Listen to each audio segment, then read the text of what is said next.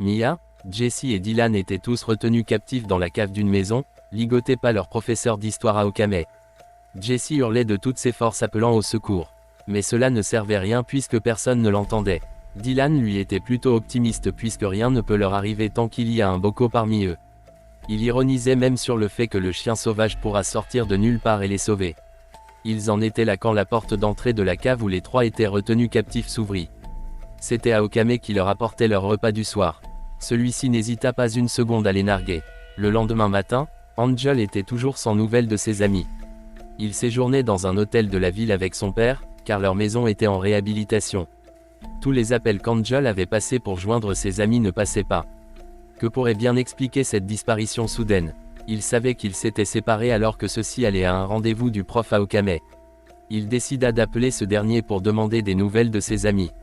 Ce dernier lui dit qu'il n'a fait qu'une demi-heure avec eux et qu'il leur a indiqué une maison dans la forêt où ils pouvaient trouver le fils du dernier Minon. Depuis, il n'a pas de leurs nouvelles. Angel demanda l'adresse pour s'y rendre aussi, ce que le prof fit avec grande joie. Un nouveau piège était donc tendu par Aokame pour capturer le seul de la bande qui manquait. Il n'hésita pas à aller narguer une nouvelle fois ses amis dans la cave pour leur faire part de son ingéniosité.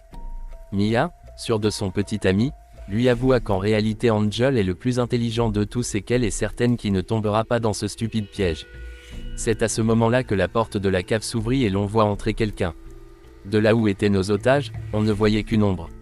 Une ombre qui avançait à petits pas, très rassurée, et qui laissait découvrir peu à peu son visage. Aokame baissa la tête comme marque de respect.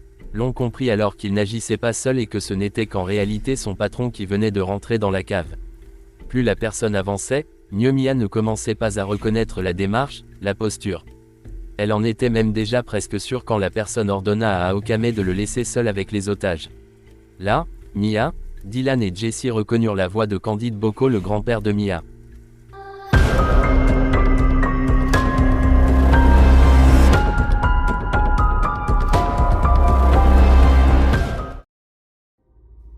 Jesse s'offusqua que le responsable de tout ça soit Candide Boko en personne. Celui-ci leur affirma qu'il avait dit à Aokame de garder un œil sur eux depuis le jour où Mia les a espionnés derrière la porte de leur bureau. Il leur expliqua qu'il prit cette décision pour leur bien puisqu'en fouillant là où ils ne devraient pas ils allaient découvrir ce qu'ils ne doivent pas découvrir. C'est la Mia lui confia qu'il avait retrouvé le carnet du dernier Minon et qu'il connaissait la règle qu'il avait enfreinte avec la solution à appliquer. Mais Candide s'en fichait totalement puisqu'apparemment il savait qui dans la famille Boko avait tué Marion. Et cette solution que proposait Mia allait donc l'obliger à sacrifier cette personne à la case des esprits. Bien évidemment pour lui il en était hors de question. Angel de son côté se rendait à l'endroit que lui avait indiqué Aokame. Dans son véhicule, il réfléchissait de nouveau à la conversation téléphonique qu'il eut avec ce dernier. Il se souvint que dès qu'il décrocha l'appel, Aokame dit « Tu cherches tes amis, n'est-ce pas ?» Sans qu'il n'eût rien demandé. Il me demanda alors comment il a pu savoir pourquoi je l'appelais avant que je ne le dise.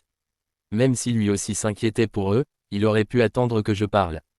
Ses pensées le poussèrent à s'arrêter et à passer un coup de fil au capitaine Mike et l'informa sur ses doutes concernant le fait que Aokame aurait pu enlever ses amis.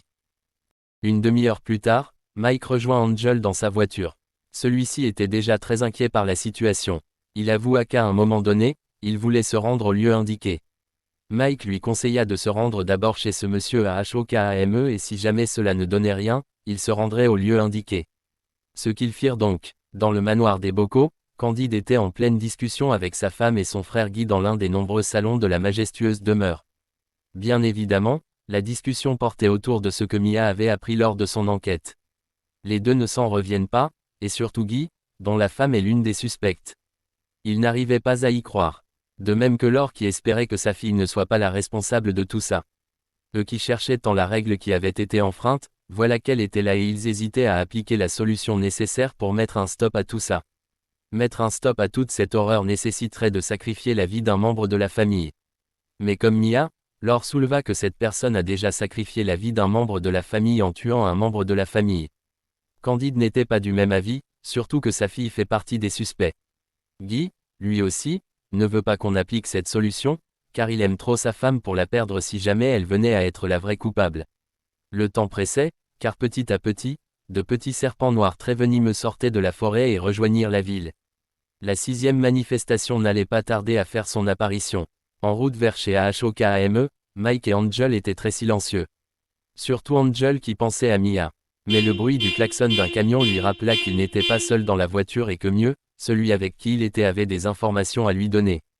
Mike lui avoua qu'après avoir tracé le portable de ces deux suspects, celle qui était présente sur les lieux du crime et à l'heure du crime est Roselyne Bocco. Ensuite il lui révéla qu'il aurait une caméra de surveillance accrochée à un poteau pas loin qui aurait pu filmer la scène. Seul le maire a connaissance de cette caméra, donc aucune chance que quelqu'un ait pu les éviter puisqu'elle est bien cachée. Ils étaient arrivés presque chez Aokame. Mike proposa de ne pas se faire remarquer.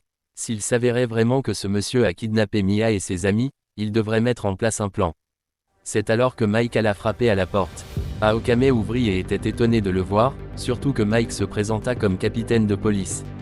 Pendant qu'il était occupé à échanger avec Mike, Angel en profita pour passer par derrière et fouiller la maison à la recherche de ses amis. Il pensa un peu aux films d'action qu'il regardait souvent sur son PC et se dit que sans aucun doute, il les aurait cachés dans un sous-sol. Il commença alors par chercher une poutre menant vers le sous-sol. C'est une maison assez grande, presque un domaine, avec un bâtiment de 2 étages. Elle est luxueuse et en pleine forêt. Personne n'aurait imaginé qu'il y pouvait avoir une maison du genre. Angel n'allait pas tarder à trouver une porte sur laquelle était inscrit cave. On pouvait percevoir de fins bruits, dirait-on des cris d'une personne. Il mit son oreille droite sur la porte pour mieux écouter et là, ce qu'il entendait était très clair.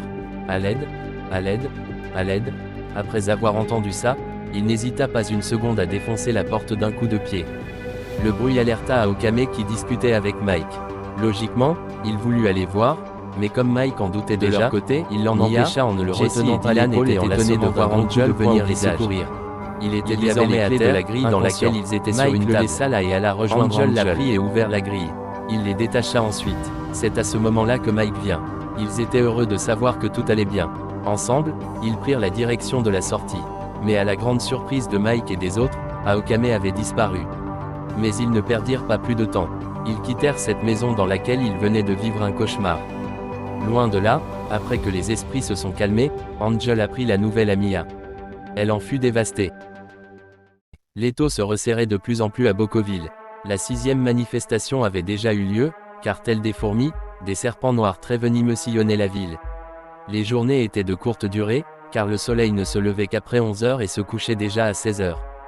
Pour sortir, il fallait passer sur la peau cette poudre noire que Kobli a distribuée à tous les habitants pour ne pas se faire mordre par les serpents. La majorité des Bocovilliens avaient carrément pris des congés, rempli leur frigo et se réfugiaient dans la chambre. On pouvait croire que c'était la fin du monde. Mais en réalité, c'était le cas puisque ce n'était pas la fin du monde, mais plutôt celle de Bocoville. Les Bocos, eux, étaient préoccupés par toute autre chose. L'on avait retrouvé le meurtrier de Marion, le père de Mia. Le capitaine Mike avait même une preuve irréfutable, grâce à la vidéo.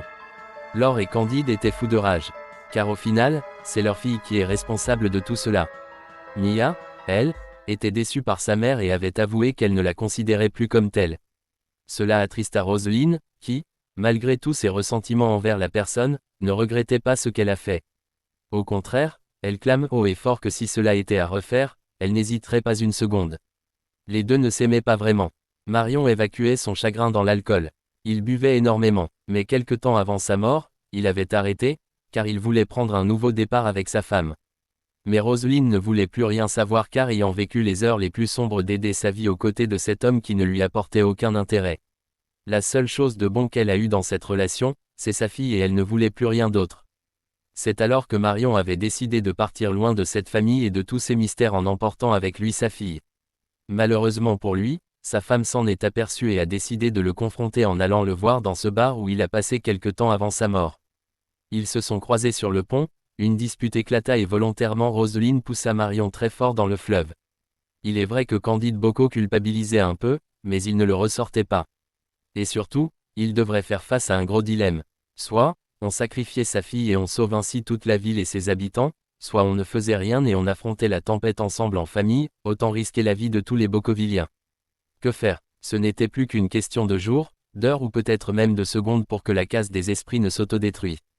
Candide se retira dans son bureau pour réfléchir à la question. Pendant ce temps, Roselyne fut emmenée au poste de police par Mike pour y être mise en garde à vue.